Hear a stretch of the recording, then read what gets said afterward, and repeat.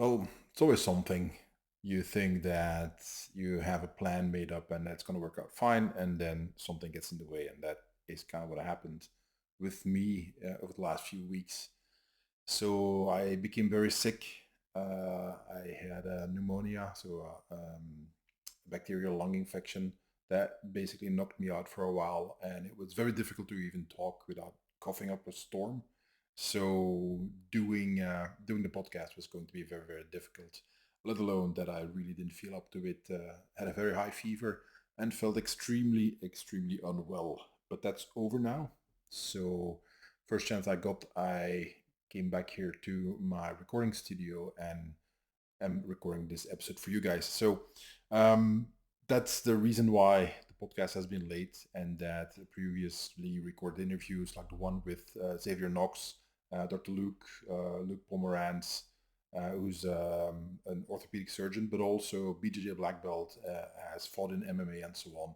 So a few very interesting interviews that you guys still have to look forward to, and I'll hope to release these in the coming weeks. So that said, let's get rolling with this episode. And it kind of came about after I talked to someone, and there were some misconceptions when it came to self defense that turned up in the conversation that I tried to explain. Like, okay, it's not it's not necessarily completely wrong, but you kind of have the wrong idea here, or you're basically on the wrong track. That there's parts of what you're saying are true, but there's a whole lot of nuance that is missing, which basically means that at the end of the day, you're going to have this misconception of about self-defense on specific aspects of it. And that's what I want to address a little bit today. So I made a list. It's quite long, and we'll see how far we get. But I'll like to go over a bunch of very common misconceptions when it comes to self-defense. If this is something you already know, that's awesome. That's great. That means that you already have this information. Why would it still be worth your time listening to it? Well, might be something that you want to share with people who are new to self-defense, and that you know that, well, they have a bunch of those misconceptions, or it might give you some ideas that when you encounter them, that you have a different way of explaining it than you do now. So that's kind of the goal of this episode here, is to share information with you that hopefully can be helpful, if not for yourself, then for somebody else, and in the end keep them safe. That's always the goal here. So let's get started right away. So the first one is, self-defense is only about fighting. You often see these when you're young, and when you're like a teenager or in your 20s, where you hear self-defense and the first thing that comes to mind is just punching and kicking and so on. It's not wrong per se. That is an aspect of it, but it's by far not the only aspect. It's also not the one that you necessarily need to focus on the most. It's probably the most fun to train for a lot of people, which is why they focus on it. And I remember being young and thinking basically in that way, that, well, self-defense, just you learn how to fight and then you know how to defend yourself. Not quite. And speaking of when I was young, there's been an evolution in the self-defense world. It used to be called the self-defense world. Now it's called the self-defense industry, which is always a term that for me sounds very strange, because I don't consider myself a part of that industry.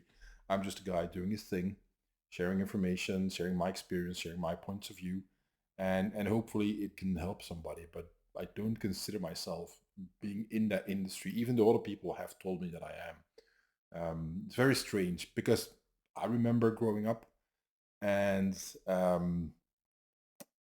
when way back, there was no self-defense industry. It was just a bunch of instructors and people trying to convey information that was not readily available, and going against what was basically conventional wisdom at the time.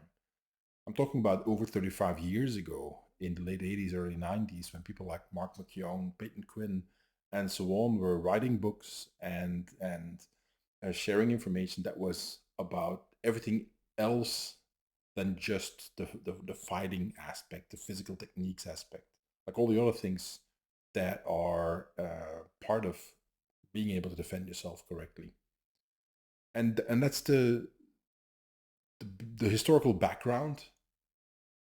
But to this day, even though compared to back then, nowadays there's a lot more information out there, and this idea of physical fighting techniques not being the only thing you have to train in if you want to defend yourself successfully, that it's advanced a lot since then. But still, to this day, you find a lot of people who basically have this idea of what they call nowadays, oh, I don't have to train, I just see red, which basically means that you're, oh well, I'll just start punching and kicking and I'll handle it that way, which is just a way of thinking about the whole concept of, well, if I just know how to fight, I'm done. And that is simply a misconception that we should all try to get rid of. There's so much more that comes to it. There's avoidance, there's prevention, de-escalation, which are all skills you can learn, should learn, and have to train. And for some people, depending on how you grow up, where you live, and so on, that comes more natural because you grow up doing that. If you're in a harsh environment where that's a skill you need to survive. But for many people, it isn't. So all these kind of things, all these different aspects are not at all about the physical fighting technique, but about everything else that will keep you safe and actually help you avoid needing physical techniques to use them in those cases where you are potentially facing a self-defense situation. So, and that's the very basic misconception that you still see, again, especially with younger guys, is that it's just fighting. I know how to handle myself. I know how to fight. I know how to throw a punch. I do boxing, or I do BJJ, or I do this or I do that. And I'm like, yeah, okay, that's great. Okay, you just covered one aspect of it. How about everything else? The next one is self-defense is only for women. That is a very very big and important misconception, and the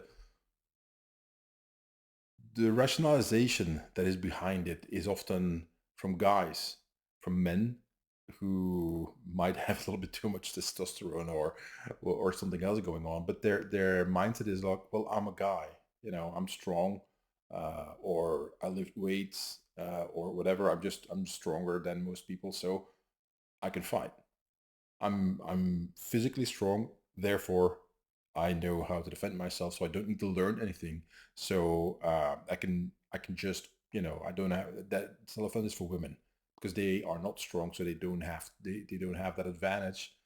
So they need to learn something. I don't. I'll just punch the guy and be done with it. It's not because you're a man that you can automatically defend yourself well. And that is a huge part of many of the misconceptions, is that the assumption is that you don't have to train, that you can inherently do something simply because you exist, or because you're a man, or because you're big and strong, and so on. That's simply not the case. Now, if you're big and strong, if you're a guy, and you work out, you go to the gym, you can push a lot of plates on the bench press and so on. Okay, that's great. That means you have an advantage that you might not have if you don't do that kind of physical training. That is true, but that doesn't mean it's enough. Now, it will take you a long way. Being strong, being able to hit hard, being able to generate a lot of force is important. It's an important part of physical self-defense, but it's not the only part. And if you solely focus on that one, well, the issue is that eventually you'll find somebody who's stronger than you, and or you'll find somebody who has a way to handle your strength through technique, experience, and so on. And what then? You got nothing left. So this whole idea of, well, just dismissing self-defense training because that's a thing, women have to do because they're weaker. Again, a huge misconception that all too often a lot of macho guys fall into that trap, that kind of thinking, and hopefully, they never find out the error of their ways. And moving on to the third one, this is the misconception of self-defense is only for the streets.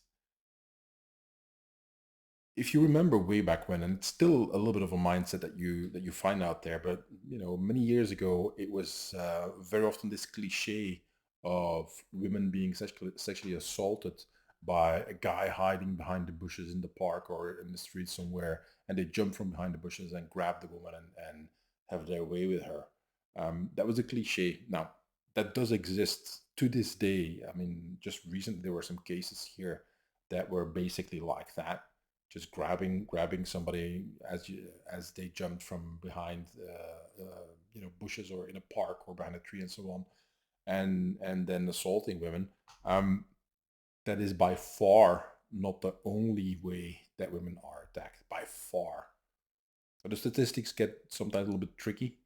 But there's a case to be made that, for instance, when it comes to sexual assault and rape, a lot of women are a lot more in danger when they are, let's say, at home or at the place of a person they know, might be a family member, might be a friend, might be a coworker, and so on, as opposed to being outside in the quote unquote streets. And the same applies to men. It's not because the being out there on the streets that it's dangerous, that by default then you are safe when you are not outside. It's just not the case. You can be attacked at your home, at your workplace, at school, when you go shopping somewhere, and so on. When you're inside a building, inside a certain location that you assume is safe, but doesn't necessarily is. So this whole idea of, well, if I'm not out there in the streets, I'm okay. I don't have to consider being able to defend myself in certain situations simply because of that location. It's a misconception. It's kind of an extrapolation of hearing all the things that do happen outside in the streets, and there's a lot of violence out there. That is the case. The mean streets, the expression exists for a reason, but it's not the only place. So if you simply discount the need for self-defense training and procedures and so on, and avoidance and de-escalation outside of that environment and into the home, into the workplace and so on, you're bound to eventually have a really bad surprise if violence comes your way in those locations. So in that regard, I would very much consider keeping yourself safe a full-time thing. Doesn't have to mean that you need to be completely paranoid, that you need to imagine that there's thugs or ninjas jumping out from behind every single corner of every room, behind every door you open. It's not the case. You don't have to exaggerate, but just the assumption that no matter what, I'm only in danger when I'm outside in the streets, that's just wrong. That is just flat out wrong. That's a huge misconception. So please don't fall for that one. Now, moving on to the next one, and this is also not a big one. Self-defense is only physical, meaning that people think that the only thing that you really need is physical strength. And it is true that for the actual physical techniques, the punching, the kicking, and so on, you do need an amount of muscular strength. And if you have a lot of it, okay, that makes a huge difference. That's a benefit for you. But it's by far not the only thing. By far. I mean, there's also an emotional component to it. There's a mental, psychological component to it. There's a lot of strategy and tactics involved. There's experience involved. There's analytical skills involved, and so on. All those things have nothing to do with the purely physical traits that you have, how fast you are, how strong you are. That stuff has nothing to do with that, and it's equally important.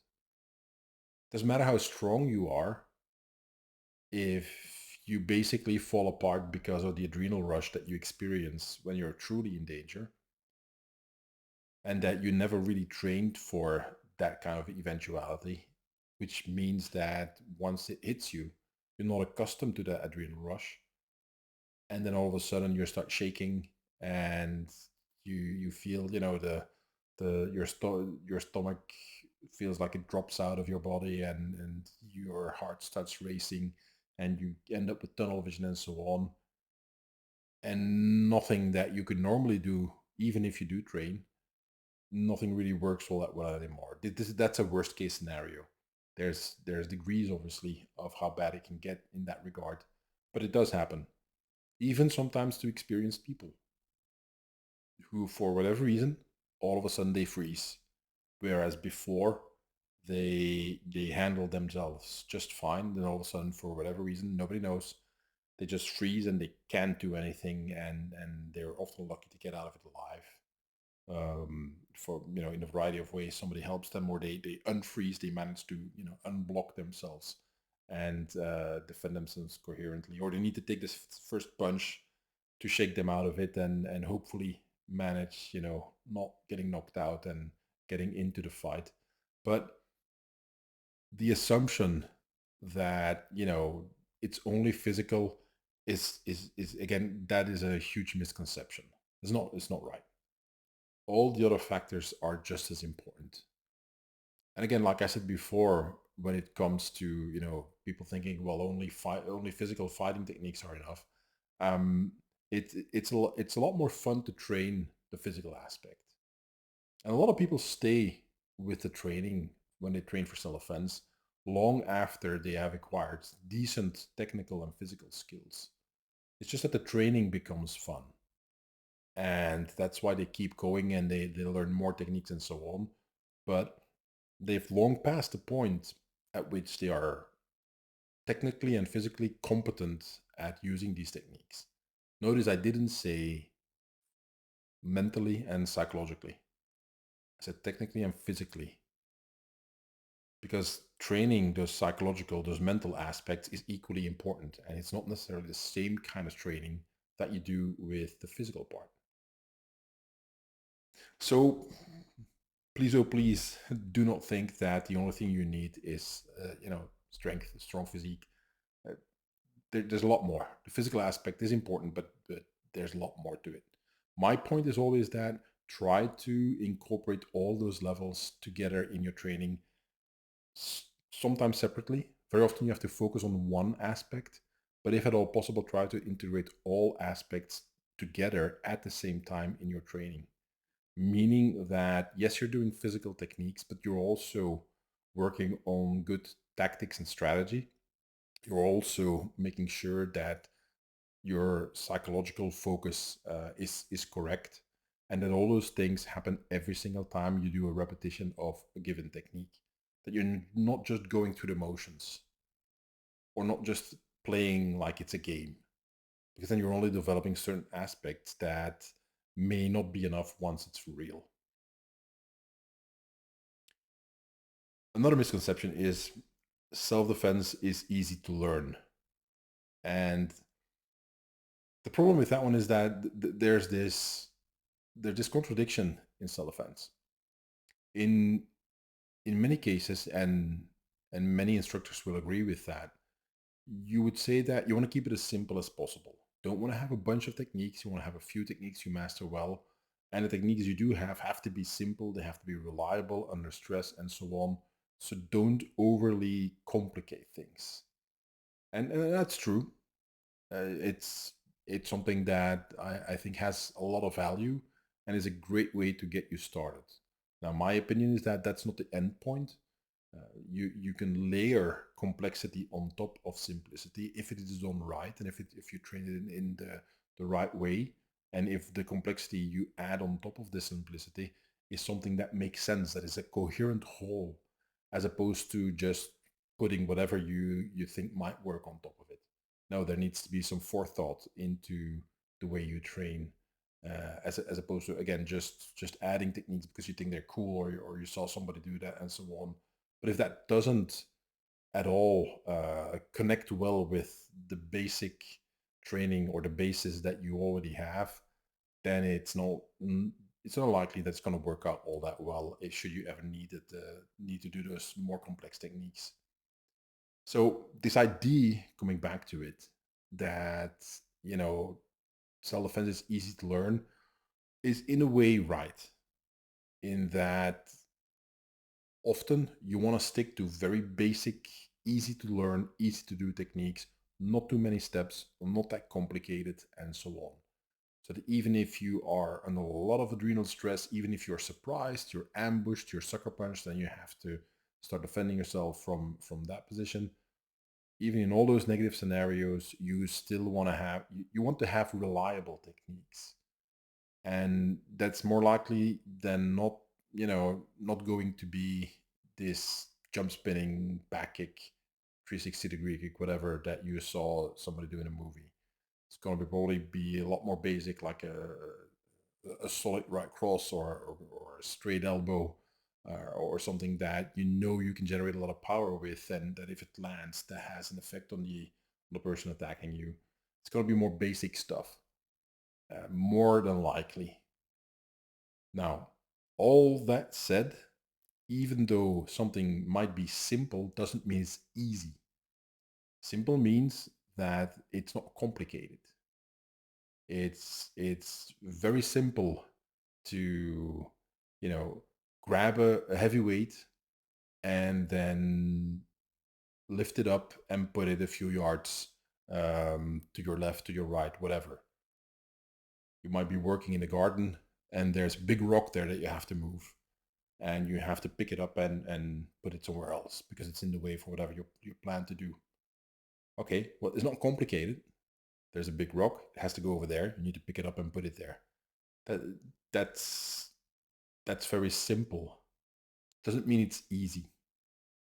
The same applies to self-defense. Simply because we want to keep it uncomplicated, we want to keep it as clear and as easy to do as possible, doesn't mean that it is easy to do.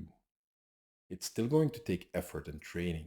This whole notion that you don't have to train because it's easy to learn, and only with a handful of lessons you've learned enough. Well, in certain cases that might be true for some people, but on average, why would you assume that you will be good at something that you've never done before and you don't train for it? That is not true in anything else that we do.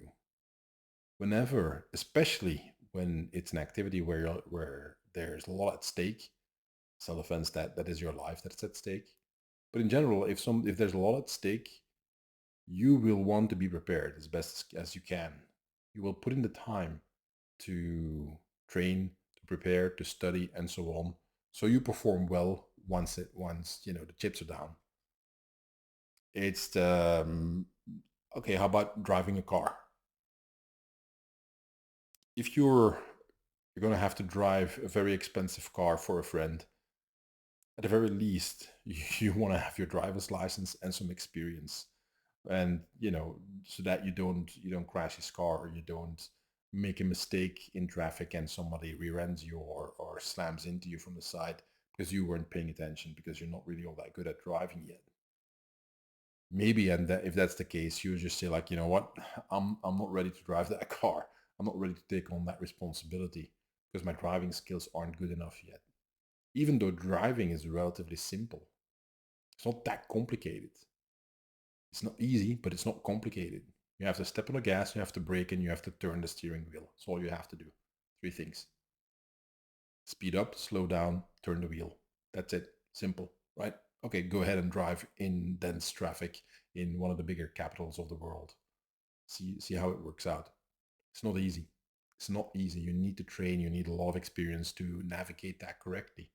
That's me talking, living in a country where we have some of the densest traffic in the world.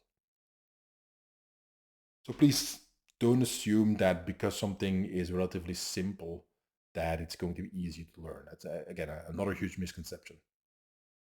And moving on to the next one, and that is self-defense is one size fits all.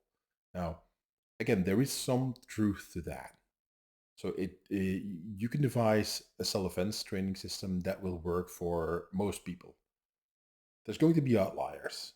Somebody who's extremely small, somebody who's extremely tall will have a different experience. But they are well on the outskirts of the bell curve, so to speak, of the kind of people that are out there. And adaptations will have to be made if you are an outlier physically speaking, for instance, if you're an outlier, if you're very, very small, if you're not tall at all, or if you're extremely tall, you're going to have to adjust. But on average, I think there's something to be said for techniques that work well and that will consistently work for the vast majority of people. But that doesn't mean that just because you have a simple system, that system is applicable to everybody.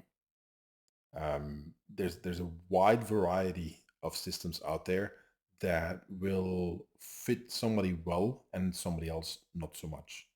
That may have to do with their physical makeup, with their mental makeup, but also with, let's say, the personal goals that they have, why they want to learn to defend themselves, the abilities that they have. Somebody who's very uncoordinated. There are some people out there. As a personal trainer of almost 30 years, I've met plenty of folks who just don't have good coordination. Well, I might not want to start by teaching them complex joint locks and wrist locks and so on that require a fair amount of coordination to actually do well, so that you can defend yourself with them. I'll probably go with something that is a lot easier to do, simply coordination wise. So one size fits all is unlikely to be out there. There are systems that exist, systems of self-defense and martial arts styles, that actually have a fairly good track record when it comes to being able to be taught to a large number of people, so that there is, not necessarily a one size fits all, but there's a consistency there that allows for being able to teach it to a lot of people relatively easily. That said, if you are in an environment in which, for instance, it's very urban, you are always in with a huge amount of people around you, let's say a big city with millions of people all crammed together, then if you rely on a style or a system that requires a lot of open space to work, that, for instance, you rely on long distance kicking, nothing wrong with that. You can make that work. And a lot of footwork to be evasive. Well, you might not have that space. It might not be something for you. So that's one example of how a one size fits all won't necessarily work. You have to find the style in the system that is a good fit for you personally, your way of thinking, your body type, your preferences. You might have some injuries that preclude certain styles. For instance, me with my arthritis, I'll never do taekwondo. It's not going to happen. Flashy kicking and so on, and jump kicking, that's out of the question. So those days are gone. So I used to, but those days are gone for me. So that's not going to be a good fit. A lot of Japanese styles are not a good fit for me either. I've tried them, and it doesn't work with my mindset. It's just not for me. But I've trained in a lot of Chinese styles, and some of them also weren't really a great fit. So eventually you will gravitate to something that you like, that works for you, and that you can do well for a long time. Because the goal is to be able to defend yourself, for as long as you possibly can, which means, throughout your life. If your style or system is dependent purely on strength and physical assets, well, as your youth goes away, those also will fade. So that might not be the best choice. So moving on. Misconceptions. Self-defense is always legal. This is a big one.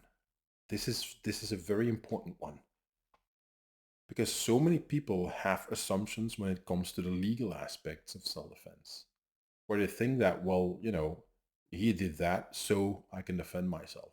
Yeah, maybe not. Maybe not. Good example of that is stand your ground laws in the United States that are applicable in certain states but not in others. If you grew up in one where you had those kind of stand your ground laws, and you kind of grow up with them and just assume that that's how it is. And then you go live in another state where that's not the case, and all of a sudden you are in a self-defense situation at home. And what was not really an issue in the state you grew up with now all of a sudden ends you up in jail and facing a lawsuit because you assumed that it would be the same, but it isn't. And not necessarily assuming, out of malice or anything, but simply because you grew up that way, and that's your worldview, and you haven't had the time or didn't do the work to adjust that you're now living somewhere else where that doesn't apply. It's difficult. It's not easy. So this whole idea of that you always automatically are in the right when you decide that you're acting in self-defense. That's just not how it works. It's not how the law works. That's not how the justice system works.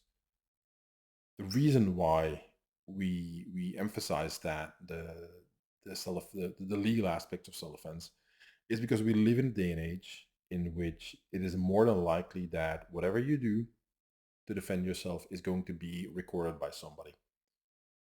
Whether it's, security camera footage, a street camera, people whipping out their cell phone when they see the fight happen, the physical violence part that starts, and they start recording you.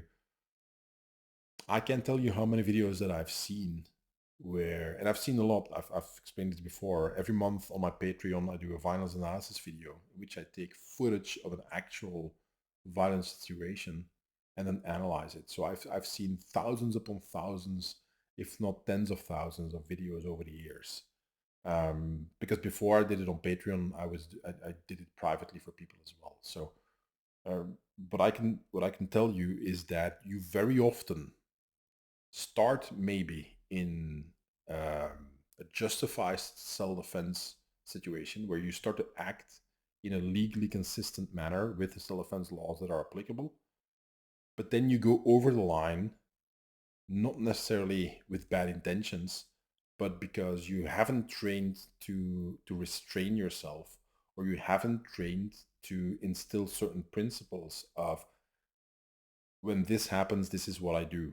Or my goal is not to beat this guy. My goal is to get to safety, or to get him out of my house, or to get him out of my establishment, and so on, so that the cops can deal with him. Or a bunch of other things. But basically, you've only trained for the violence part and maybe gotten quite competent at it, but then you disregard everything else that comes with it. This is one of the most common misconceptions. I encounter it, I wouldn't say every day, but all too often. And then a good example is that I recently shared a video on my Instagram feed of you see footage of a T-junction, and there's people driving up to that T-junction, and from the left there's a car that comes cutting across and tries to basically cut off the car that was making its way to the T. And one of the guys tries to jump out of the car. Looks like he's got a weapon in his hand, and the guy who was coming up to the junction immediately, hits the gas and, sideswipes the car, hits the door that is opening, and the guy trying to get out of it to rob them. You hear the scream when basically he gets hit, as the door slams shut on him. And it was shared over 10 million, or over 10 million people saw it. So that video went viral. I'll share a link in the show notes so you can see it for yourself. My point about that video was situational awareness. Being aware allows you to react quickly, as that driver did. Just read the comments. Read a bunch of the comments. Loads of people are saying, yeah, I would do the same thing, or, you need to run him over and back up and run him over again. All those kind of comments. There's loads of them. There's well over 1,000 comments now. So the idea that, you might feel justified to think that way, you might even morally be justified in some of the things that you propose, but you're not legally speaking. The law doesn't see it that way. And again, if you then act upon your convictions or your opinions or your feelings, and it is recorded or witnessed, and then later on you have to fight the justice system to stay out of jail. Well, good luck with that. And it boils down to, the old saw of I'd rather be judged by 12 than carried by 6. And my point is always like, of course, why not both? Why not try to avoid both? Why make it, this dichotomy, this false dichotomy that the there is no contradiction necessarily. You only make it a contradiction because you choose to not focus on the legal aspects. You're like, well, most important thing is that I don't die. Yes, yes, and then you go to jail for the rest of your life because you kept on beating a guy who hadn't moved, 20 punches before you threw the last one, and everybody was recording it. Yeah, it's that's not going to go over all that well once you have to fight the DA who's going to sue your ass and try to put you in jail for being a menace to society, regardless if it started out in a self-defense situation, regardless if you were completely in the right with the first 1 or 2 punches that you threw, but then you kept going in your righteous fury, right? And your lack of a clear mission of keeping yourself safe and getting away from danger, and all of a sudden you're up on charges and everybody knows, and it's all over the internet, all over the media, and your family gets harassed, you lose your job and this and that. And that is sadly not me exaggerating, not at all. There are plenty of cases that happen exactly like the way that I just explained it to you. So taking into account the legal consequences, I think, is a critical part. Advice I always give: go talk to a self-defense lawyer, one who actually pleads self-defense cases, not a divorce lawyer, not an IP lawyer, somebody who actually pleads self-defense cases, because that's their specialty. Talk to some police officers. What if I do this? What if I do that? Because they will be able to tell you, like, if this happens, we arrest that person. Or if I see you do that, I'm going to put you in cuffs and I'll figure it out later. By the time that you've been put in cuffs and that you've been arrested, that's when you enter the legal system and the criminal justice system, because that means that reports have to be filed and nobody can ignore it anymore. You are now in that system, and good luck to you. So taking into account the legal aspects is I think very important, and it's a misconception to think that you don't have to, that by default you are in the right, legally speaking, if you start by defending yourself legally, and that then whatever you do next is going to be legally okay. So next one, and it's similar, the misconception of self-defense is always ethical. I kind of touched upon it already. Just because you start in a situation of self-defense where you are morally and ethically, most people would say, in the right to defend yourself, that doesn't mean that all further actions are by default also going to be ethically and morally defensible, because that is not necessarily the case. You might go way over the line. One of the examples that I often give to people is that somebody, let's say you're in a bar, there's this guy who bumps into you, you spill his drink on his shirt, classic example. He gets angry, you try to de-escalate, everybody sees it, and like, hey dude, I don't want to fight, I'll buy you another beer. He says, fuck you, and I'm gonna fuck you up, and this and that. And no matter how hard you try to de-escalate, he keeps getting more angry. And then you see him pull back his fist, everybody sees it, everybody's recording it, and he throws a punch. You duck underneath or you block it, and you blast this huge elbow into his face, and he drops down on the ground. He tries to get up again. Everybody can see he's clearly dazed. He's not out, but he's clearly not 100% anymore. He's just, coming up again, and you soccer kick him in the head to keep him down. In many jurisdictions, you will be brought up on charges for that kick. Not everywhere, but in many places, that's the case. Why? Because you are, legally speaking, no longer in a situation where you're required to do that. You had other options available to you, and it gets a lot more complicated when we talk about the laws, but I'll leave it at that. I'll focus on the ethical part, and that is basically it. Why did you throw that kick? Because you were angry that he tried to attack you? Because the adrenaline took over, you weren't thinking anymore? Because he pissed you off? Because he threw that punch at you and you felt that, you needed to punish him for that? All these reasons are very human, but morally speaking, ethically speaking, you're not really on solid ground there. And again, I'm not talking about that first elbow strike that knocks the guy down. I'm talking about that soccer kick to the head, which is a potentially lethal technique, whether you like it or not. That was likely not necessary. You could have gone away, you could have left, you could have pushed him down so he stays down. You could have maybe, if you've got the skills, tried to control him, flip him over onto his stomach and control his arms so he can't really get up while you call for help for the bouncer or for the owner to help you out with that guy. You had other options other than choosing potential lethal force by soccer kicking somebody in the head is in many cases viewed as lethal force. So are you morally speaking in the right there? I think it becomes a little bit more iffy. It becomes a little bit more difficult there. So again, the point is that just because you start as somewhere in a very morally and ethically justified position doesn't mean everything else that you do afterwards from that position will by default be morally respectable and defensible. That's simply not always the case. And again, I've watched thousands upon thousands of videos of just that happening. Just recently, I posted one on my Instagram page where I post a lot of those kinds of videos now, where it looked like social violence. Just two guys starting to punch it out in the middle of the street.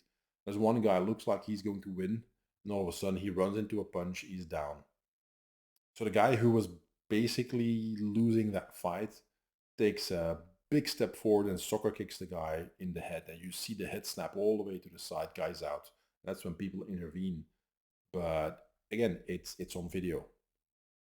If the guy who was on the receiving end of that soccer kick, or his family, if the guy's in the hospital or dead, if they sue the guy who threw that kick, it's going to have a hard time claiming self-defense. It's going to be difficult, legally speaking. Again, depending, you always have to caveat that. You always have to be cautious because it depends on the country, the jurisdiction, who's the DA at the time, what are the politics like, and so on, and cultural differences. So there's more than just saying a blanket statement of like, oh, do you do this and then automatically you go to jail. It's not how it works.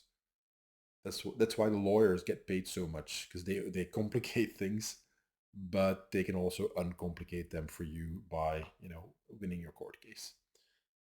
So moving on to the next one.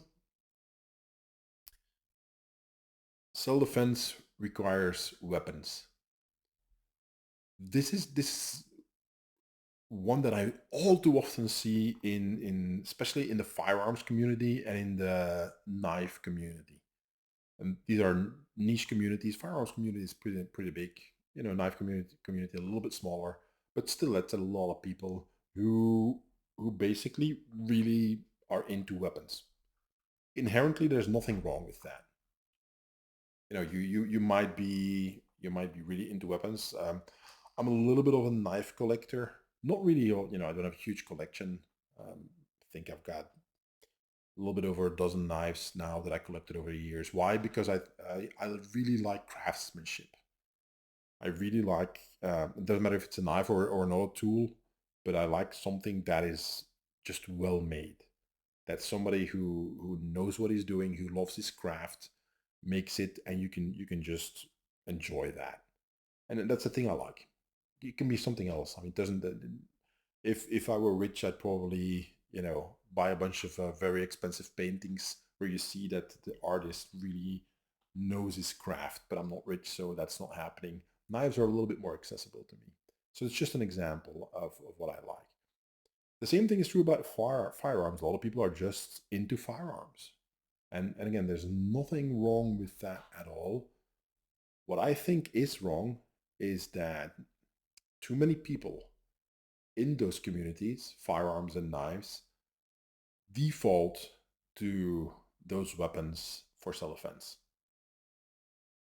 because that's what they train the most. And that's what they like the most. That's what they're into, which is a huge issue when you look at the legal aspects of self-defense laws. Because once you use lethal force, everything changes. You shoot somebody and you claim it's self-defense, you're going to have to defend that.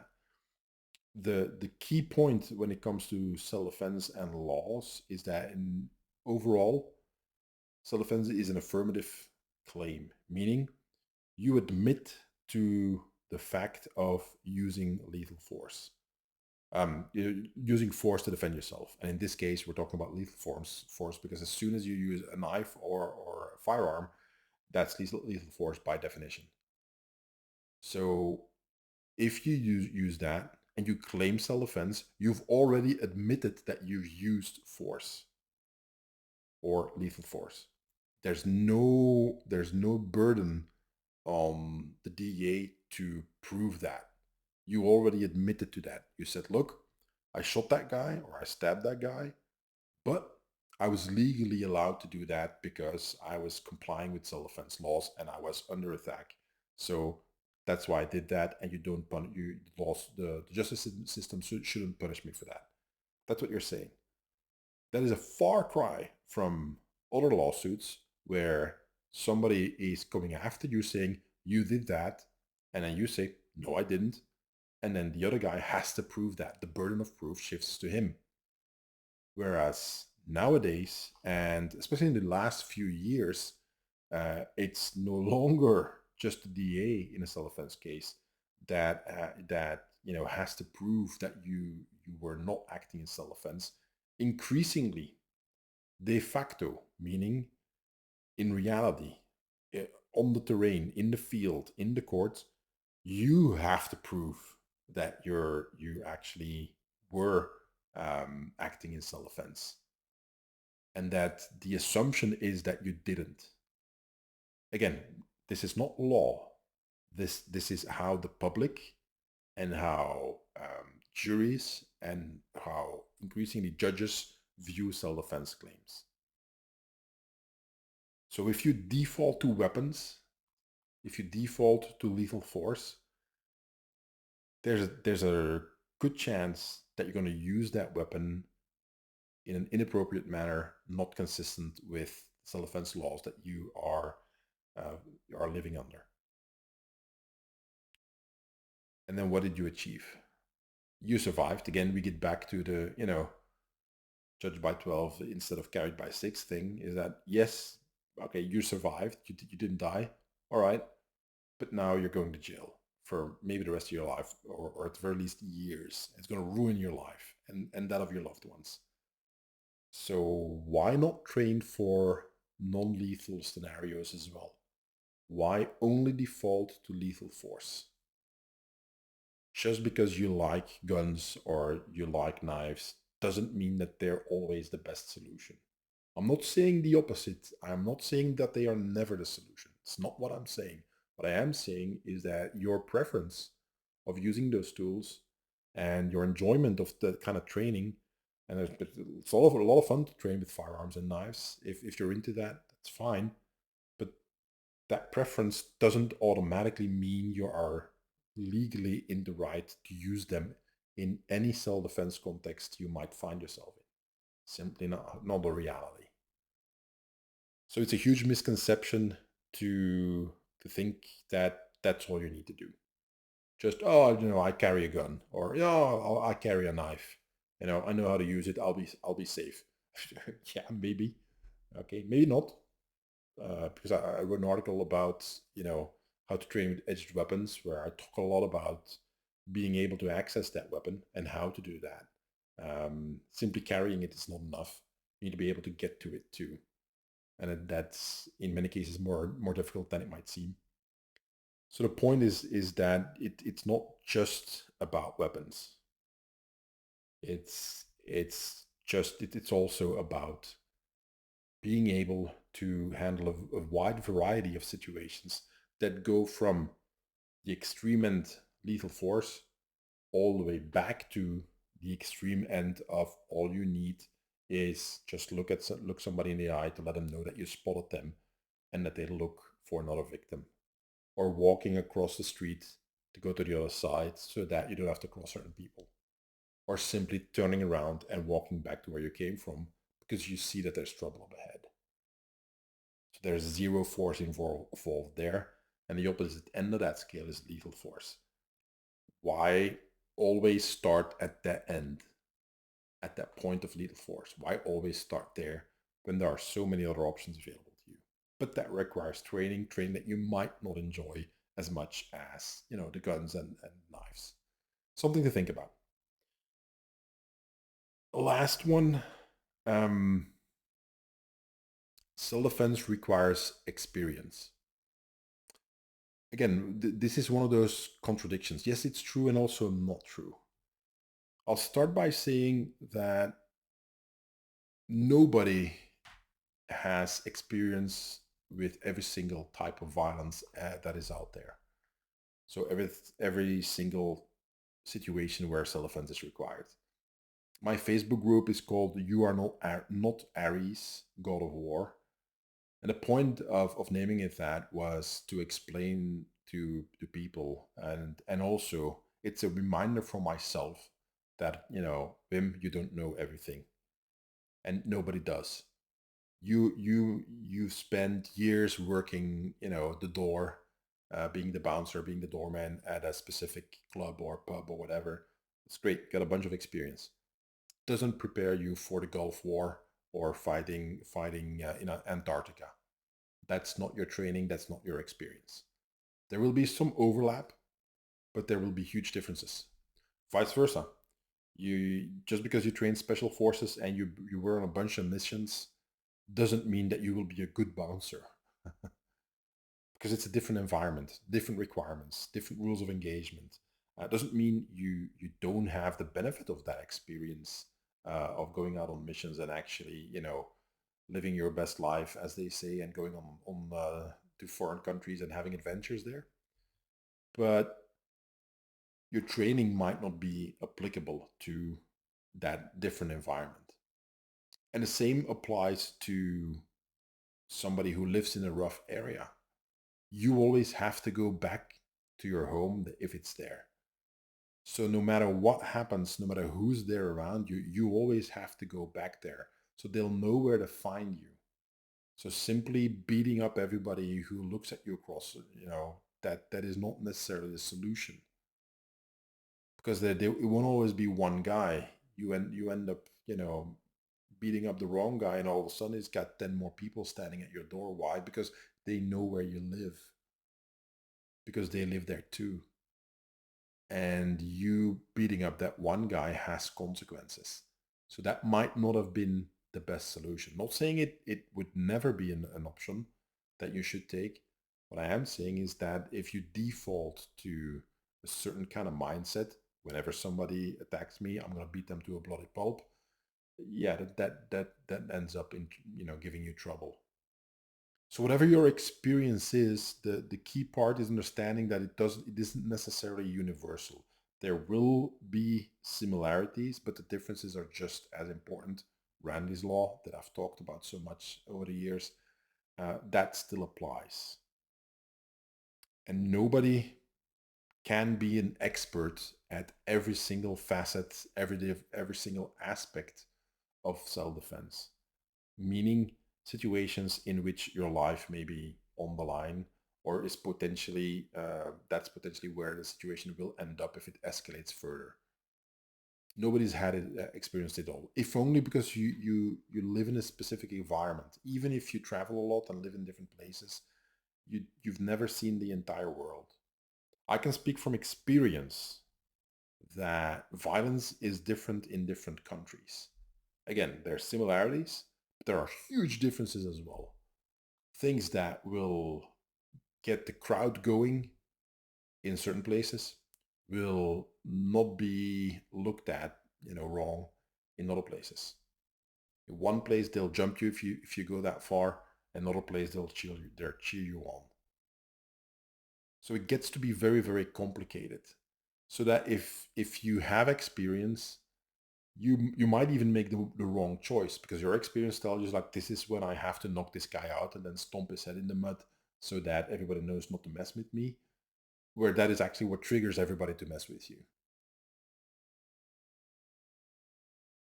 Does that mean that experience is wrong per se?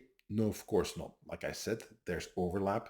The whole point is trying to learn what the differences are in the different environments, situations, countries, and so on, so that you don't end up making mistakes that are probably completely justified where you live, but get you in trouble somewhere else. Does that mean somebody with no experience has no hope? Of course not. Every single person who ended up with a lot of experience started with one experience first. First time you end up fighting, the first time you end up being attacked, the first time you end up getting sucker punched. There's a first time. And then if you're unlucky, there's a bunch of other times and you build up experience that way. So everybody starts somewhere. If the misconception is, which again, what a lot of people say is like, yeah, if you don't have experience, you don't know what you're talking about. That is true to a certain extent, but that doesn't mean that it's hopeless for you if you've never experienced it. And once again, just because you have experience, that doesn't mean that it will translate automatically into every other single possible situation of self-defense and violence. So if you're new to training, and if you haven't been tested, you haven't had to defend yourself, well, count your blessings. It's a good thing, but also don't despair. There's people out there with a lot of training, and the first time they get in a fight, it's just everything goes wrong. They just can't make it work. And then there's people with no training at all, and the first time they are attacked and they have to fight, they do extremely well. And anything in between is possible. Now, obviously, there is a lot of value to having experience. Of course, the key thing is to learn from your experience. Extrapolate what you can and analyze and put in compartments what you know might be only applicable to your specific situations and will not necessarily apply across the board. Meaning, and we've gotten back to it, learning self-defense is not necessarily easy. It's not complicated per se, but there's a lot involved. It is, in my opinion, far more complex than a lot of people think it is. It is very simple and complex at the same time. So there's an inherent contradiction there as well.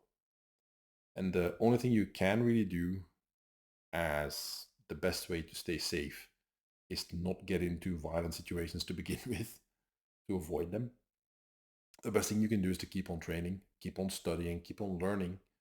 And I think one of the best ways, and again, that's why I do my violence analysis videos on Patreon, one of the best ways is to learn from other people, where you can see what they did. You have the video, and then you can learn what went well, what went wrong, why, and how can I apply these lessons to keeping myself safe. That's it for now, because I've gone for about an hour, and I hope you guys found this one useful. If you did, please share it with whoever you think might need to hear this or find this useful as well. I tried to make it practical. That's always my goal, to have practical, actionable information, and I did my best to give you that. I'm going to leave it at that. As always, thank you for listening. Thank you for the support. A special shout out to all my patrons. There's a few new ones that joined my Patreon the last week or two. Well, thank you two for joining up. And everybody else, feel free to check that out. Link is in the show notes. This is my 6th year on Patreon. So there's literally hundreds and hundreds of videos that you can only see there. and you get access to all of it as soon as you join. It's a monthly subscription, starts at $3, so it's not very expensive. And there's a lot there. But most of all, for me, the most fun part is the Zoom Hangouts that we do every month. Anybody can join who's a patron, where we just hang out, talk, have fun, laugh. People ask me questions. I can ask for some feedback, and we just have a good time hanging out. So you're more than welcome to join me there as well. And I'm going to leave you guys and talk to you next time.